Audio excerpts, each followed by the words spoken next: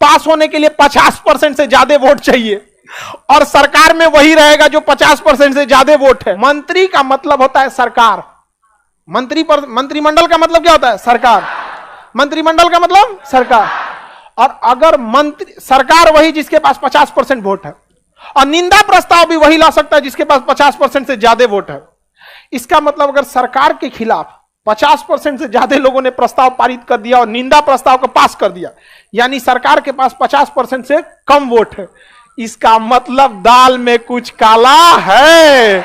अगर निंदा प्रस्ताव पास हुआ, इसका मतलब सरकार बहुमत खो चुकी है। सरकार बहुमत खो चुकी है, और सरकार बहुमत खो देगी तो सरकार में रहने का कोई अधिकार नहीं है। समझ में आ गया कि नहीं आ गया? अच्छा, इसका एक और इसी से मिलता जुलता इसका भाई एगो, निंदा प्रस्ताव का भाई एगो धन्यवाद प्रस्ताव। देखिए, जब बुराई कर रहे हैं तो तारीफ भी तो करिएगा ना। कौन सा प्रस्ताव?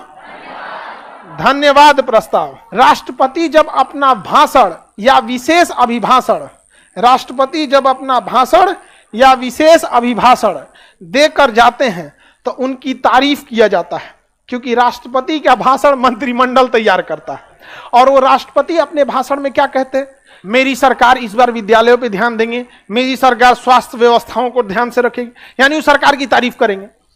तो धन्यवाद प्रस्ताव के बाद इसे पारित करना होता है कि हम राष्ट्रपति के प्रस्ताव से खुश हैं और हम धन्यवाद देते हैं। तो धन्यवाद प्रस्ताव भी कितना %? जो पक्ष में होगा वो तो वोट करेगा, हाँ बहुत अच्छा भाषण दिए राष्ट्रपति साहब, और जो विपक्ष में होगा वो नहीं देगा। अगर यह राष्ट्रपति का अभिभाषण धन्यवाद प्रस्ताव द्वारा 50% से कम वोट पाता है, इसका मतलब सरकार अल्पमत में आ चुकी है। अब सरकार का दिन जाने वाला है। इसका मतलब निंदा प्रस्ताव 50% से पारित नहीं होना चाहिए, वरना सरकार गिर जाएगी। और धन्यवाद प्रस्ताव 50% से ज्यादा पारित होना चाहिए, नहीं तो सरकार गिर जाएगी। अब खुद से सोच के देखिए ना, सरकार अगर अपनी निंदा नहीं बचा पा रही है, इसका मतलब सरकार के पास 50% से कम वोट है, 273 से कम है। जब 273 से कम है तो आपको सरकार बनाने का अधिकार। सिंपल है कि नहीं है?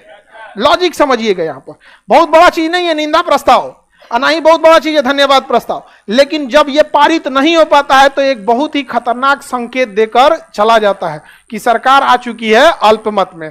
अब एक्टिवेट हो जाएगा विपक्ष कि आहा बाबू आजा, निंदा प्रस्ताव पास हो गया, मतलब गया तुम अल्पमत में।